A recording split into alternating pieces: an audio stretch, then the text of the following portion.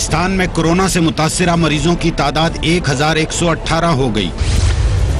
वफाकी दारुल हुकूमत इस्लामाबाद में मरीजों की तादाद 25, कई इलाके सील कर दिए गए। इस साल हज मंसूख होने का खतरा, सऊदी अरब की पाकिस्तान से हज मुआहदे न करने की दरख्वास्त। मुल्क में कोरोना वायरस के फैलाव को रोकने के लिए मजीद क्या कुछ करना होगा, पूछेंगे रहनुमा तहरीक इंसाफ अली मोहम्मद खान से, रहनुमा मुस्लिम लीग नून डॉक्टर तारिक फजल चौधरी से और तिब्बी माहिर डॉक्टर जावेद इकराम से।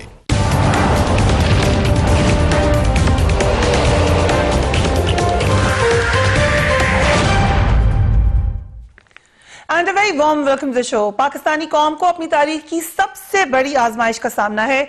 मुल्क में कोरोना के मरीजों की तादाद तेजी से बढ़ी है। पाकिस्तान में कोरोना के मरीजों की तादाद 1118 हो चुकी है।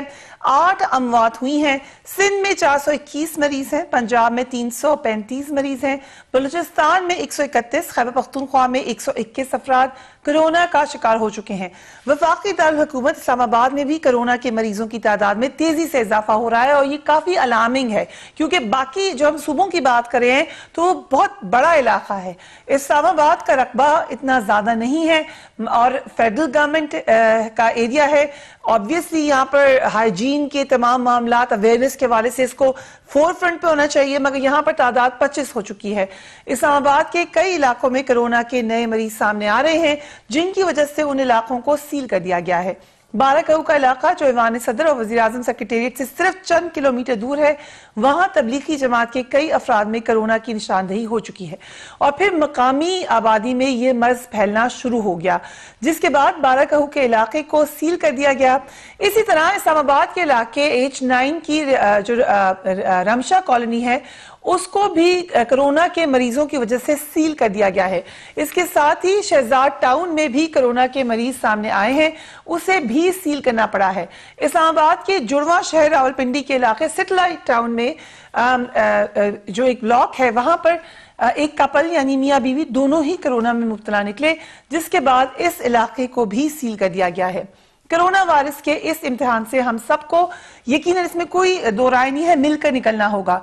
पिछले कुछ दिनों में हमने देखा वफाकी हुकूमत, सूबाई हुकूमत आपस में जो कोऑपरेशन कोऑर्डिनेशन था भी, ये मैं नहीं कहूंगी कि बिल्कुल नहीं था, मगर उसके बावजूद एक सियासी तलखी जो कि एक नेचुरल पार्ट है डेमोक्रेसी का, वो ऐसे वक्त में नजर आई जब हम उम्मीद करते थे कि बिल्कुल नजर नहीं आएगी और एक यकजहती के साथ इस वायरस को वाकई जो अब इस कौम को वाकई एक वायरस है और ये दुनिया में वायरस फैला हुआ है, इससे निपटने के लिए जितनी एंड आई रिपीट कि जितनी यकजहती की जरूरत है, ये वायरस खत्म कर लें। उसके बाद पूरी उम्र पड़ी हुई है इन कुर्सियों की लड़ाई लड़ने के लिए। हमारे लिए भी बड़ा वक्त है, मीडिया को भी पूरा मौका मिलेगा अपनी जो हमारी नाराजगियां हैं वो बताने के लिए, लेकिन इस वक्त पाकिस्तान को बचाना है। सो पाकिस्तानियों के बनना बहुत, सोचना बहुत जरूरी है।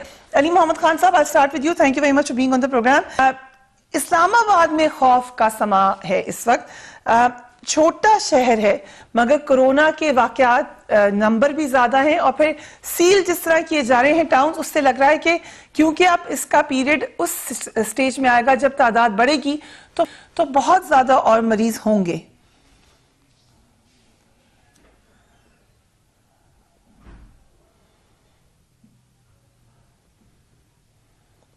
अली खान साहब,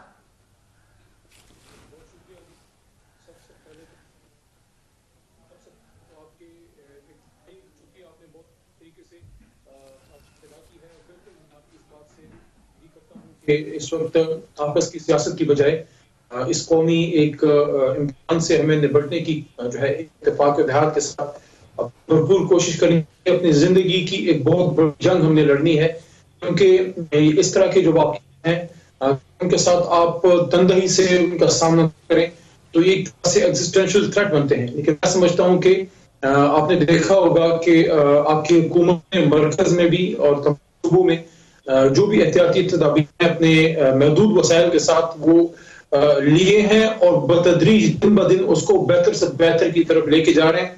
साथ साथ जो है मैं ये भी कहूंगा कि एहतियात हम सब पे लाजिम है, एहतियात हम करें, सोशल डिस्टेंसिंग पर भी अमल करें, हुकूमत की कोशिश भरपूर करें, लेकिन इन हालात में हमें जो है गैर जरूरी तौर पे परेशान होके अफरा तफरी का शिकार होके हम कोई हेल्प करेंगे दूसरे की इस एक बहुत बड़े चैलेंज का सामना करने से। और दूसरा ये कि आपने इस्लामाबाद की बात की है, कुछ केसेस सामने आ रहे हैं और मैं ये समझता हूं कि हमारी तवज्जो तख्तान की तरफ रही, वहां से ज़ाहिर है काफी सारे लोग जो है वो आए जो कैरियरिस्ट थे, लेकिन एक चीज जो जहन में नहीं थी जिस पे हमने कभी फोकस नहीं किया वो ये है कि पिछले 2-3 दिनों से हमने खान साहब ने, वज़ीर आज़म साहब ने इसका जिक्र भी किया कि 9 लाख लोगों की स्क्रीनिंग हुई एयरपोर्ट पे, लेकिन वहां पे जाहिर है वो टेस्टिंग फैसिलिटीज नहीं थी, तो उसका भी इम्कान है, खारिज इम्कान नहीं है कि उसमें भी कुछ लोग ऐसे आए हों जो कैरियर, लेकिन अल्लाह के करम से हमारा जो स्प्रेड हुआ है वो कम है, हमारा डेथ टोल कम है। हमारी दुआ है, आपकी भी दुआ होगी कि अल्लाह ताला जो है हमारा वो कभी भी वो सूरत हाल पैदा ना हो जो इटली में है या किसी और मुल्क में, अल्लाह करम करेगा इंशाल्लाह, लेकिन हमने इसमें कंप्लेसेंट नहीं होना, हमें एहतियात बरकरार करनी है। राइट जो यहाँ पे तादाद के हवाले से आप बात करें, इस पे भी हम आएंगे। Doctor Tariq Fazal Chaudhry, thank you so much for being on the programme.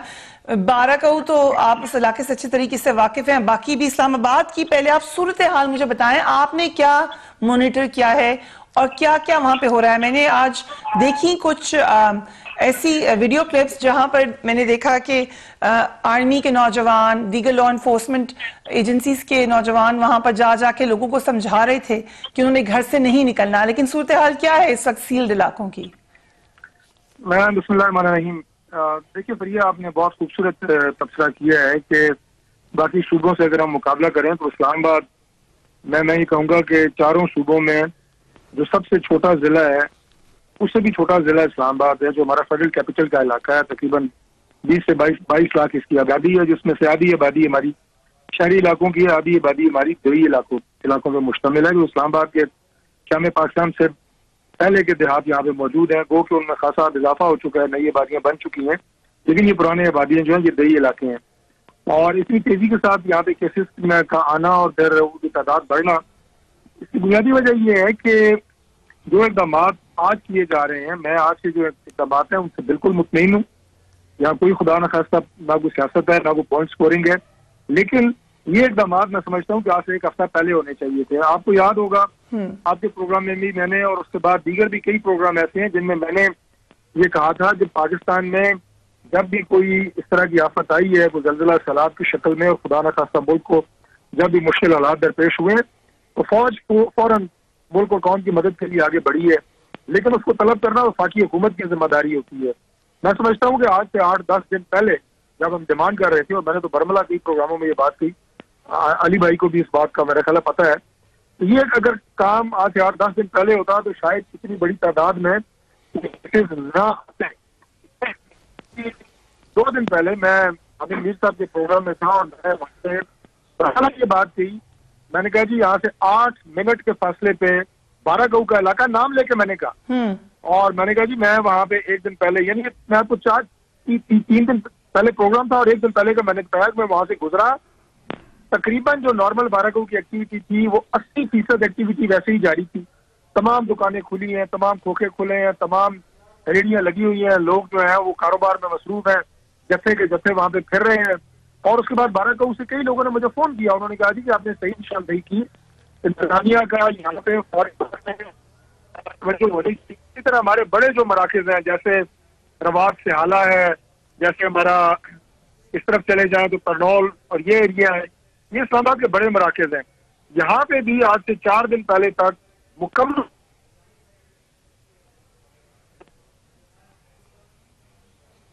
आवाज हमारी इस वक्त नहीं आ रही है, जैसे सिग्नल ठीक होता है हम इसको बात को आगे बढ़ाएंगे। लेकिन तारिक फजल चौधरी साहब का कहना यह है कि फैसले जो अभी हुए हैं ये पहले हो जाने चाहिए थे।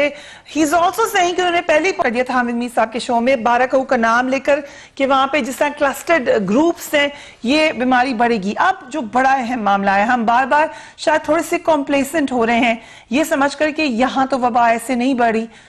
क्यों हमें ये लग रहा है, एक वबा है जो पूरी दुनिया में फैली है, हमें क्यों लग रहा है कि वही खतरात पाकिस्तान में नहीं है?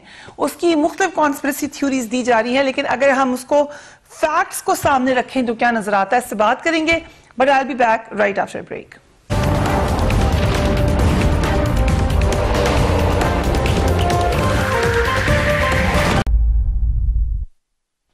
And welcome back. इस्लामाबाद के अलावा पूरे पाकिस्तान ही में हमारा कंसर्न है। अब डॉक्टर जावेद अकरम भी हमें ज्वाइन करें। Thank you so much for joining us on the program doctor sahab. दुनिया के जो हम ट्रेंड्स देख रहे हैं उससे आपको क्या लग रहा है कि आइंदा आने वाले दिनों में ये तादाद कितनी बढ़ेगी?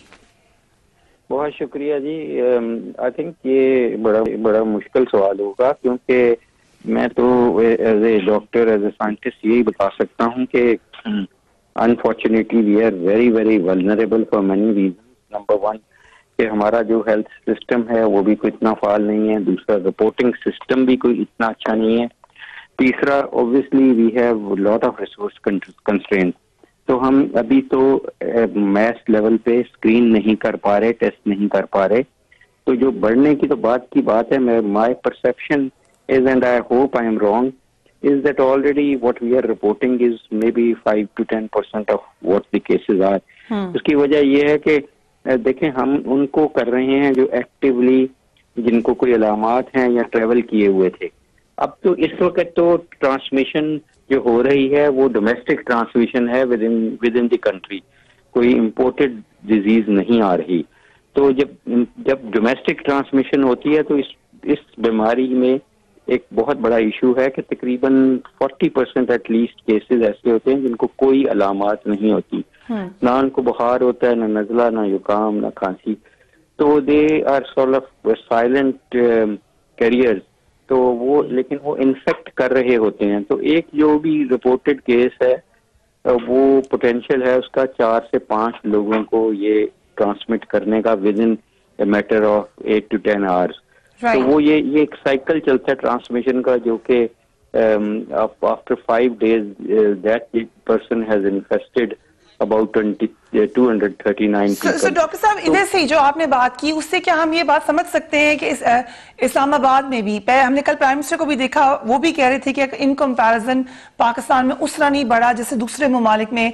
फिर हम इस्लामाबाद जो कि एक छोटे रकबे पे है में ज्यादा तादाद देख रहे हैं निस्बतन, अगर आप सिंध के रकबे से तनासब देखें या पंजाब के केसेस रिपोर्टेड में, तो क्या हम ये समझें कि क्योंकि इस्लामाबाद में निस्बतन रिपोर्ट ज्यादा हो रहा है तो हमें ज्यादा आगाही है, और जो बात आप कर रहे हैं और छोटे छोटे शहरों में दीगर जगहों पे क्योंकि टेस्ट ही नहीं हो रहे तो हमें पता ही नहीं है कि इज दैट अ पॉसिबिलिटी?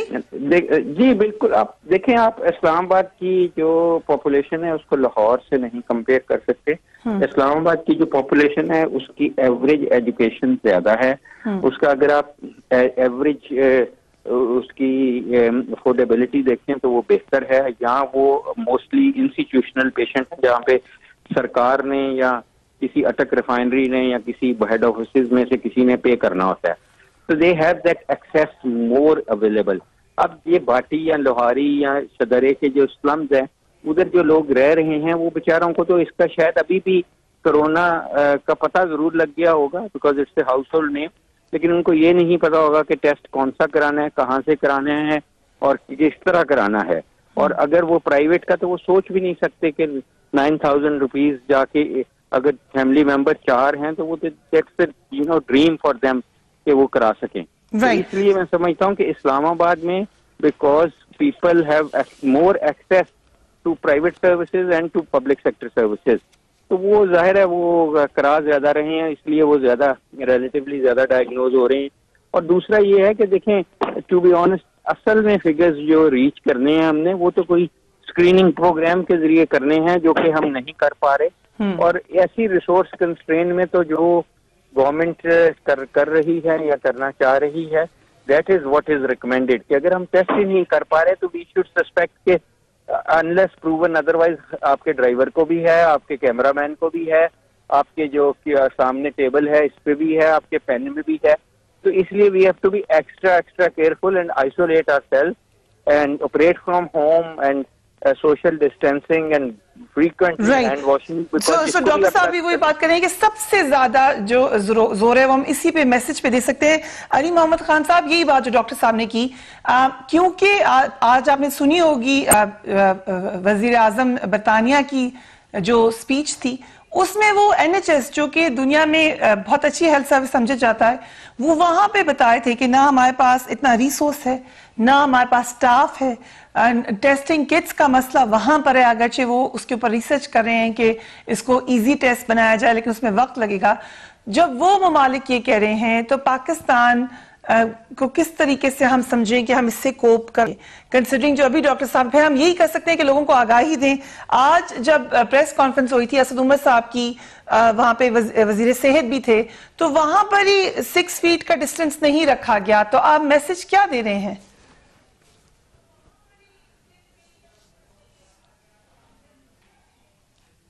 जी देखें, यूके का सिस्टम हमसे बहुत आगे है। उनका हेल्थ सिस्टम दुनिया के चंद मिसाली हेल्थ सिस्टम में से है, और ये एक मैं समझता हूँ हमारे लिए एक लम्हा फिक्रिया इस तरह से है कि 100 साल बाद भी हमारा कोई डॉक्टर, हम तब उसको सही मायनों में एक कॉम्पिटेंट डॉक्टर मानते हैं जो यूके से जाके PMI-CP वगैरह करके आ जाता है। अगर हालत है तो आप सोचें कि हम फिर कहाँ खड़े। तो ऐसी सूरत हाल में मैं ही समझता हूँ कि अल्लाह का सबसे बड़ा एहसान है। उसके साथ साथ मैं ये भी कहूंगा कि हमारे डॉक्टर हजरात को मैं जरूर यहाँ पे उनको अपील करना चाहता हूँ, उनको मैं सलाम पेश करना चाहता हूँ। मुश्किल हालात में हमारे डॉक्टर हजरात, हमारे बच्चे बच्चियां नर्सेज हैं, जो हमारी फीमेल हैं, जो हमारे मेल डॉक्टर्स हैं, जो हमारे पैरामेडिक्स हैं, हालात में उन्होंने सामना किया है, कर रहे हैं। अभी जो है अब इक्विपमेंट्स आना शुरू हुए हैं। कल DMA के चेयरमैन साहब काफी तफसील बताई, आज आपने प्रेस कॉन्फ्रेंस में आपकी और असद उमर साहब की सुना भी हो, कुछ ना कुछ उन्होंने बताया जरूर होगा। लेकिन अब वो सामान आना शुरू हुआ है, अब हम इसको बिल्ड कर रहे हैं। लेकिन इनिशियली पहले हफ्ते 2 हफ्ते तो बिल्कुल जो है बहुत सी जगह ऐसी थी जहां उनको बड़े कम वसाइल में काम करना पड़ा, और अब भी बहुत सी जगहों में वसाइल की कमी है, उसको पूरा करने की कोशिश की जा रही है। जिस तरह इस मुश्किल मौके पे जिस तरह हम वक्त चाइना की मदद, जिसके बारे में बड़ी अजीब बातें भी फैलाई गई हमारे डॉक्टर मिर्जा साहब के बारे में, लेकिन वही चाइना अब हमारे साथ रेसिप्रोकेट कर रहा है। और उन्होंने ये देखा है कि पूरी दुनिया में सिर्फ पाकिस्तान उनके साथ चंद एक ममालिक थे जिनमें पाकिस्तान है सरफहरिस्त जो खड़ा रहा। और कल वजीर खारजा महमूद कुरैशी साहब ने जो कमेटी थी उसमें ये बात की भी कि उनको प्रेजेंस चाइना की बात की कि हम इसको एक्नॉलेज करते हैं, तो वो उनकी तरफ से काफी इमदाद है और आ रही है। लेकिन हम खुद भी डेवलप कर रहे हैं, और जो इमरान खान साहब ने वज़ीर आज़म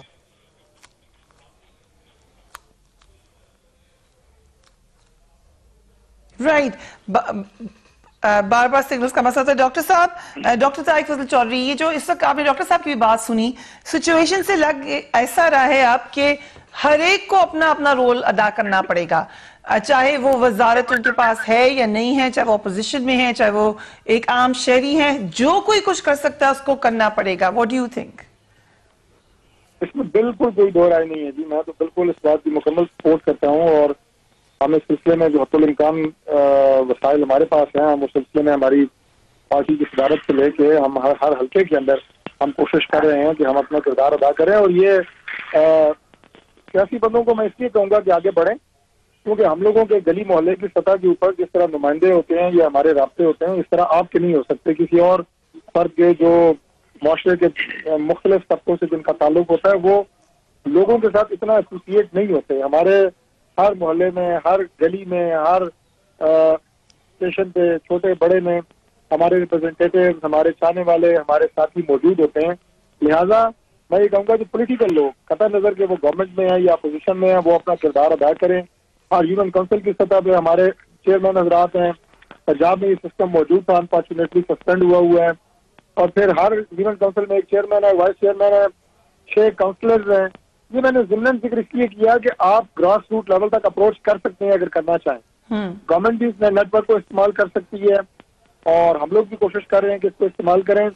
याद रखें कि इस लॉकडाउन में हमारे इस वक्त जो आपके माहिर मुआशियात हैं पाकिस्तान में, उनकी दी हुई फिगर के मुताबिक 7 करोड़ पाकिस्तानी ऐसे हैं जो नॉर्मल हालात में भी 3 वक्त का खाना जिनको मुयसर नहीं था।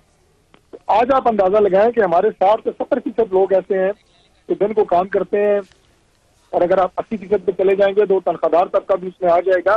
तो इनके लिए फिर घर पे बैठ के अफोर्ड करना अपने बच्चों के लिए खाना, उस पर तो खाने की बात करें ना, बाकी तो चीजें सारी बंद है, वो मुश्किल है। तो ये जिम्मेदारी भी हमें लेनी पड़ेगी नंबर 1 कि हम देखें अपने दाएं बाएं, और जिस तरह मैंने कहा कि आपकी जहाँ जहाँ रास्ते हैं कि किस किस तरह आप उनकी। दूसरी बात है आपकी अवेयरनेस, बहुत सारी अवेयरनेस कैंपेन, और मैं इसमें सबसे ज्यादा क्रेडिट इलेक्ट्रॉनिक मीडिया को दूंगा कि उन्होंने जो काम किया है। मैं समझता हूँ कि सोशल मीडिया ने भी काम किया, लेकिन सोशल मीडिया पे अगर आप देखें तो गलत खबरें और अफवाह साजी ज्यादा है और हकीकत में मबनी खबरें कम है।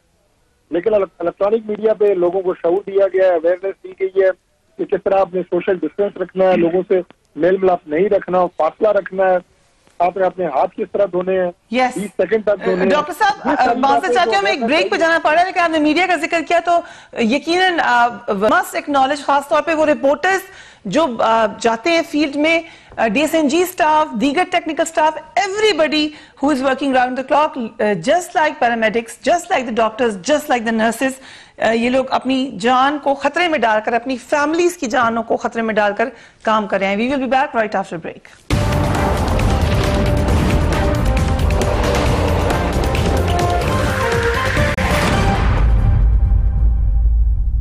And welcome back.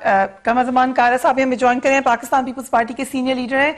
कायरा साहब, आज हमने देखा, असद उमर साहब ने भी ये बात की कि ये तासुर खत्म होना चाहिए कि आपस में कंसेंसस नहीं है, सबको मिलना वफाक और सूबों के अंदर कोऑपरेशन है, लेकिन कल तो ऐसा नहीं लग रहा था, मीटिंग से वॉकआउट भी हो रहा था। आपको क्या लग रहा है कि आज एक कोई ट्रूस हुआ है कि इकट्ठे काम करना है? देखिए भैया, हमारे पास इकट्ठे काम करने के अलावा कोई रास्ता नहीं है। कल जो कुछ हुआ वो बड़ी बदकिस्मती की बात है। अपोजिशन बार बार कह रही है, वजीर आजम साहब को भी, हुकूमत को भी, कि हम हर हाल में कोई एतराज नहीं करना चाहते। मेरी जमात की क़यादत ने बड़ा वाज़ेह तौर पे कहा कि हम हुकूमत के साथ मिलके इसका मुकाबला करना चाहते हैं, और अपने इख्तलाफात अपनी जगह। वजीर आजम साहब ने कल जो सूरत हाल क्रिएट की तो वो बड़ी अनफॉर्चुनेट थी, बड़ी अफसोसनाक थी, और वो कोई एक इंसिडेंट नहीं था, वो पिछले बहुत सारे इंसिडेंट्स का एक तसलसल है। कल अगर वो उठ के चले जाते और एक मीटिंग होती तो शायद सूरत हाल मुख्तलिफ होती। लेकिन अगर वजीर आजम पिछले 1.5 साल से ये कह रहे हैं कि मैं इनसे मिलूंगा नहीं, हाथ नहीं मिलाऊंगा, गाली गलौज, दूसरी मीटिंग्स में कश्मीर के ऊपर मीटिंग होती है वो कहते हैं मैं नहीं आऊंगा, फलां में मीटिंग में मैं नहीं आऊंगा, यानी वो किसी के साथ ऐसे रवैया इख्तियार कर ले और कहे कि चोर डाकू फलां में से हाथ नहीं मिलाता। मेरा ख्याल यह है कि वहां से उनके उठ के जाना, उन्होंने मीटिंग खुद स्पॉइल की है, खुद वजीर आजम साहब ने, और उसके बाद हमारी दोनों क़यादतों का, बिलावल साहब का और शहबाज शरीफ साहब का उठ के चले जाना बिल्कुल दुरुस्त था। उनकी सेकंड ईयर लीडरशिप बैठी थी, हमारी भी सेकंड ईयर सीनियर लीडरशिप बैठी हुई थी, मुस्लिम लीग की भी सीनियर लीडरशिप बैठी हुई थी। ये कहना कि वजीर आजम उठ के चले गए, बाकी लोग बैठे रहते, तो इसको इसके बैकग्राउंड में देखें जो 1.5 साल का रवैया है। और इंसानी रवैये बहरहाल मैटर करते हैं, हालात तलखी के हो, मुश्किल के हो या अच्छे हो। मैं समझता हूँ कि वजीर आजम को रिस्पॉन्ड करना चाहिए था, लेकिन अब मेरी राय कल से यह है कि हमारी जमातों को ये ऐलान कर देना चाहिए कि कोई मीटिंग जो वजीर आजम बुलाएंगे उसमें ना हम जाएंगे, और अगर किसी मीटिंग में वजीर आजम आएंगे तो हम उसमें भी नहीं जाएंगे। उसके अलावा पार्लिमानी लेवल पे हम अपनी जिम्मेदारियां अदा करेंगे। हम वजीर आजम को किसी तरह मिलने को अपचार नहीं होंगे, क्योंकि अगर वो मुसलसल इंसल्टिव रहेंगे तो इंसानी रवैये तो बहरहाल इंसान ही है ना जी, वो तलखी बर्दाश्त नहीं करता। वजीर आजम की नाक बड़ी नहीं होनी चाहिए। हाँ, इमरान खान साहब इंडिविजुअल के तौर पे, कौमी हीरो के तौर पे जब वो कैरेक्टर थे तो उनकी बात और थी, लेकिन एक वजीर आजम के तौर पे वो अपनी जाती अना के तहत अगर इसका इतना शिकार है तो बड़ा अफसोसनाक है। लेकिन हम इसके बावजूद, हमारी सीनियर क़यादत वहाँ मौजूद थी, मुस्लिम लीग की क़यादत वहाँ मौजूद थी, वही रहे। हम आइंदा भी हुकूमत के साथ मिल के, कोई एहसान नहीं है, हुकूमत चाहे तो मिलकर करेंगे, नहीं चाहेगी तो हम अपने तौर पर अपनी जिम्मेदारी अदा करेंगे। और जहां जहां हमारी जरूरत हुई हम अपनी जिम्मेदारी न सिर्फ सिंध में हमारी हुकूमत है वहां अदा करेंगे। और ये कोई एहसान नहीं है, ना हुकूमत पे एहसान है ना लोगों पे है। हम सियासी लोग हैं, सियासत हमारा पेशा है, और हमने ये सियासी खिदमत और इबादत करनी है, लिहाजा हम काम अपना करेंगे। राइट, सो काम अपना करेंगे, लेकिन प्राइम मिनिस्टर की किसी मीटिंग में नहीं जाएंगे। अली मोहम्मद खान साहब, मेरी जाती राय है, आपकी जाती राय है, ठीक, ये मेरी जाती राय है कि मेरी और मुस्लिम लीग को, मेरी जमात को और अपोजिशन की दीगर जमातों को इस पे बाकायदा ऐलान कर देना चाहिए कि वजीर आजम के ना बुलाने पे जाएंगे, ना वजीर आजम की किसी मीटिंग में जिसमें वो आएंगे हम जाएंगे, क्योंकि वो इतने इंसल्टिव हो चुके हैं कि अब मजीद इंसल्ट नहीं करानी चाहिए। हाँ, जहां तक हमारा काम कौमी जिम्मेदारी अदा करने का है, पार्लियामान के अंदर, पार्लियामान के बाहर, कौमी कंसेशन में, वहां हम जो स्पीकर साहब ने बुलाया बिल्कुल जाए, बाकी जगहों पे जाए। लेकिन ये उनको रिस्पॉन्ड अब कर देना चाहिए कि 1.5 साल के बाद enough is enough. Ali Mohammad Khan sahab, बहुत बड़ा जेस्चर था बिलावल भुट्टो साहब का, और उस वक्त सिंध क्योंकि वहां पहले कोरोना वायरस आया तो यहां अभी उतना फियर था भी नहीं, उस वक्त उन्होंने ऑलिव ब्रांच दी और उन्होंने कहा कि जो प्राइम मिनिस्टर कहेंगे हम उनके साथ चलेंगे, इस पे सियासत नहीं करेंगे। शहबाज शरीफ साहब लंदन से वापस तशरीफ ले आए, आप लोग चाहते थे कि वो आए, बार बार आपका मुतालबा ये था, और उन्होंने कहा मैं इस मामले में हेल्प करूंगा। सो अब आप लोगों को भी ऑपोजिशन को साथ लेकर चलाना चाहिए था, क्या वजह है कि ऑपोजिशन एक बार फिर नाराज है? देखिए, मैं समझता हूँ ये बिल्कुल मौका नहीं है कि इस तरह से सियासी वही डिबेट दोबारा शुरू हो जाए जिस तरह शुरू में आपने कहा कि हमारे पास होगा सियासी डिबेट्स करने का आपस में। लेकिन मैं कारा साहब जैसे सीनियर पॉलिटिशियंस को नहीं कर रहा था इतनी तल्ख गुफ्तगू की। उसकी वजह यह है कि कौम को ये सुन हौसला नहीं मिलेगा, अपोजिशन ये कहेगी कि हम नहीं जाना चाहते, नहीं आएंगे। कल प्रोग्राम था, कल जो पार्लिमानी कमेटी का था, बेसिकली इसकी इनिशिएशन मैंने की थी। स्पीकर साहब के पास पिछले हफ्ते उनको कहा कि पार्लियामेंट का एक रोल होना चाहिए, पार्लियामेंट को इस सारे से या इम्तिहान से एक साइड पे नहीं होना चाहिए। तो रिकमेंडेशन है कि पार्लियामेंट्री कमेटी ऑन कोरोना ने उसको पसंद किया, अप्रिशिएट किया। उस पर फिर मैंने अपने लेवल पे, उन्होंने जाके पीएम साहब से उस पर उनको कॉन्फिडेंस लिया, और हम बेसिकली कल जो था वो सारा पार्लियामेंट का प्रोग्राम था, वज़ीर आज़म साहब का तो था ही नहीं। वज़ीर आज़म साहब का प्रोग्राम होगा पीएम ऑफिस में या पीएम हाउस में, उनको बुलाएंगे, कभी भी उठ के नहीं जाएंगे। कल तो जो प्रोग्राम था उसमें तो हम हमारे मेहमान थे, स्पीकर साहब के, मेरे पार्लियामानी मूव मिनिस्टर के हमारे मेहमान थे। वो तो पार्लियामेंट के पार्लियामेंटेरियंस के सामने वो बैठे, अपने भी लोग बैठे थे, हम लोग भी बैठे थे, और सामने पर आए क्या। इस वक्त तो चैलेंज हम सबके लिए है। चलिए वो तो हो गया, अब कल तो कल गुजर गई, आइंदा आने वाले दिनों में क्या जेस्चर होगा गवर्नमेंट का, कंसिडरिंग कि एक इमरजेंसी है पाकिस्तान में? आप वज़ीर आज़म साहब या तो आते ही नहीं, अगर आए थे तो तशरीफ रखते। जी, कारा साहब कह रहे हैं अगर आए थे तो तशरीफ रखते। वही बात मैं दोबारा दोहराऊंगा, साहब ने कहा उनको, वही बात मैं दोबारा दोहराऊंगा कि पीएम साहब ने शहबाज साहब को, बिलावल साहब को ये बात उन्होंने दोहराई। उन्होंने कहा कि हम अपोजिशन के साथ इसमें लेके चलेंगे, और जो अपोजिशन की रिकमेंडेशंस होंगी उनको हम कंसिडर करेंगे। हम चाहते हैं कि हम as a nation corona virus के खिलाफ जो है वो फाइट करें। और आज जो उन्होंने कोऑर्डिनेशन कमेटी तैयार की है जिसमें 4 वज़ीर आला और आजाद कश्मीर और गिलगित बल्तिस्तान के भी वज़ीर आला, आजाद कश्मीर और गिलगित बल्तिस्तान। लेकिन अली साहब अब तो पता चल गया कि